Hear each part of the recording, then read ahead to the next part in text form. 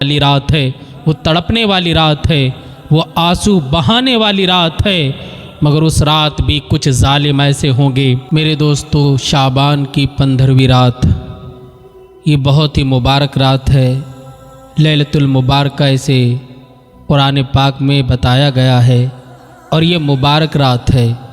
اس رات میں بندہ مومن جب اپنے رب کو یاد کرتا ہے، ذکر و اذکار کرتا ہے، روتا ہے، تڑپتا ہے، تو اللہ پاک اس کے گناہوں کو معاف فرما دیتا ہے۔ یہ وہ رات ہے جس رات میں ہماری پوری زندگی لکھی جائے گی کہ آنے والے وقت میں یہ کیا کرے گا۔ اللہ اکبر، ذرا غور تو کریں میرے دوستو، جس رات میں ہمارے بارے میں لکھا جا رہا ہو کہ اس سال اسے جینا ہے یا مرنا ہے، اس سال اس پر کیسی مصیبتیں آئیں گی، کیسے آلام آئیں گے، کیسے درد آئیں گے، کون اس سے بچھڑے گا، کون اس سے ملے گا، یہ ساری باتیں 15ویں شعبان کو لکھ دی جاتی ہیں۔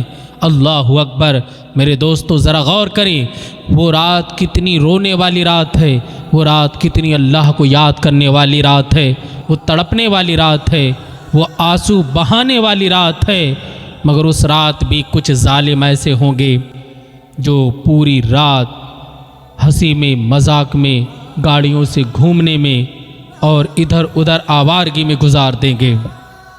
میرے دوستو، ہمارے ساتھ نہ جانے کتنے ایسے لوگ تھے 2025 میں جن سے ہماری دوستیاں تھیں، جن کے گھر ہمارا آنا جانا تھا، جن سے ہمارے رابطے بڑا مضبوط تھے، مگر آج وہ 2026 میں ہمارے ساتھ نہیں ہیں۔ اس رات وہ ہمارے ساتھ مسجد میں نہیں ہوں گے۔ سوچیں اللہ نے آپ پر کتنا بڑا احسان کیا، فضل کیا کہ آپ کی زندگی کو لمبا فرمایا۔ میرے دوستو، یہ وہ رات ہے، آنسو بہاؤ، رب کو یاد کرو۔ یہ وہ رات ہے جس میں آقا دو عالم صلی اللہ علیہ وسلم بہت زیادہ روتے۔ ایک صحابی کا بیان ہے، وہ کہتے ہیں اس رات میں نے مصطفیٰ جان رحمت کو دیکھا تو سرکار اس قدر رو رہے تھے کہ آپ کے چشمان مبارک سے آنسو بہہ رہے اور آپ کے چہرے کا رنگ بدل گیا تھا۔ وہ نبی جو معصوم عن الخطا ہیں، جن سے خطا کا شائبہ تک نہیں ہوتا، وہ جو اللہ کے محبوب ہیں، وہ جو اللہ کے نبی ہیں، جن کے صدقے میں اللہ نے پوری کائنات کو وجود دیا، وہ نبی جب رات میں بستر میں آتے، روتے، قدر روتے، اتنا روتے کہ داڑھی مبارک تر ہو جاتی۔ کوئی گناہ نہیں، وہ جسے چاہے جنت عطا کریں۔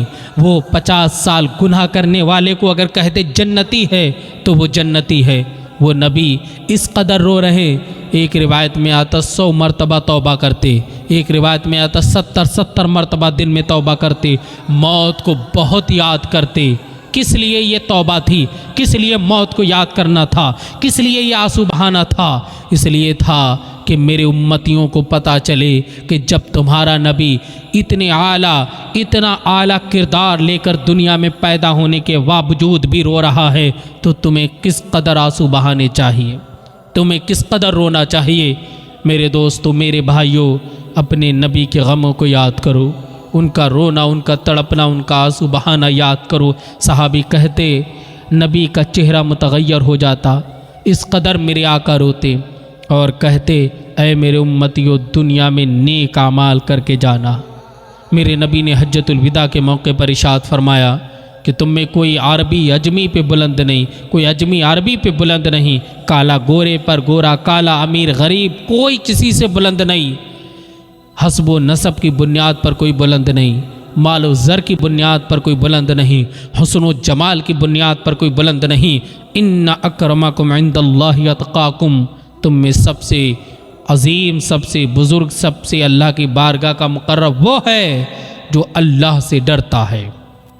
اللہ سے ڈرنے والے بنو، اپنے گناہوں سے توبہ کرو۔ میرے دوستو، یہ رات، یہ وہ عظیم رات اللہ نے ہمیں محبوب علیہ السلام کے صدقے میں عطا کی ہے کہ اس میں بے شمار لوگوں کی مغفرت ہوتی ہے۔ حضرت عائشہ صدیقہ رضی اللہ تعالیٰ عنہ کہتی ہے آقا علیہ السلام جب اذان ہوتی اور نماز کے لیے جاتے تو آپ کے چہرے کا رنگ متغیر ہو جاتا۔ سوچے تو آج اذانیں ہوتی رہتی، ہمیں کوئی فکر نہیں ہوتی ہے، کیا منہ دکھاؤ گے آقا کو؟ کیا منہ دکھاؤ گے قبر میں جا کر کے جب تم سے سوال ہوگا نمازیں کتنی لے کر آئے؟ کچھ نہیں ہے۔ کب تک اپنے آپ کو دھوکہ دو گے؟ حرام خواہشوں کو ختم کر کے جائز خواہشیں پالو۔ ابھی آپ کو پتہ نہیں قبر کے حالات، کتابیں پڑھو، اسلامی معلومات حاصل کرو۔ بتایا جاتا ہے کہ جب بندہ قبر میں جاتا ہے تو قبر کہتی ہے کس چیز نے تجھے مجھ سے غافل رکھا؟ کیا تجھے پتہ نہیں تھا میں کیڑے مکوڑوں کا گھر ہوں؟ تو گناہ، شراب، عیاری، مکاری، جھوٹ، دغا، غیبت، زنا، بدفعلی، بددیانتی میں لگا رہا، لوگوں کو ہلکا سمجھتا رہا، لوگوں کو ذلیل کرتا رہا، لوگوں کے خلاف سازشیں کرتا رہا۔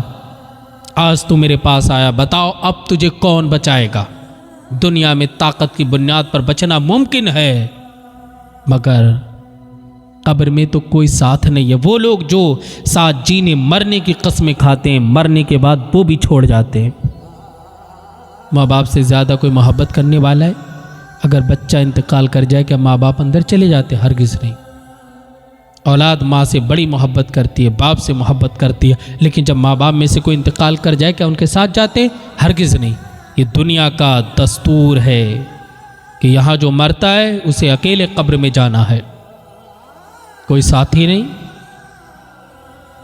کوئی بھی قبر میں لیٹنے والا نہیں ہے۔ تنی تنہا جائے گا پورا قافلہ، ہزاروں لوگ جائیں گے، لیکن مٹی میں دفن کر کے پٹلے لگا کر منو مٹی ڈال کر ہمیشہ ہمیشہ کے لیے الوداع کہہ کے آ جاتے ہیں۔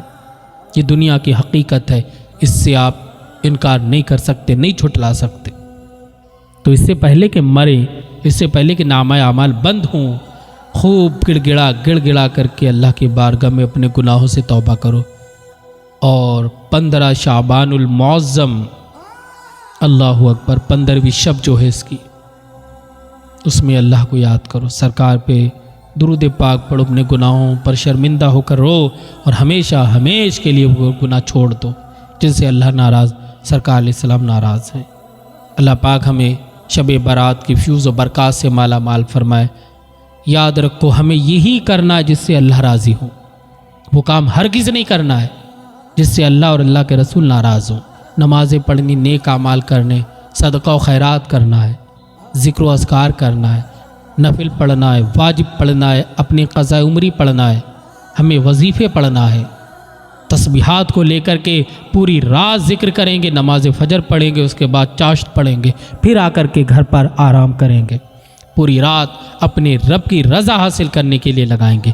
انشاءاللہ رب کی رضا مل گئی تو کائنات تمہاری ہو جائے گی۔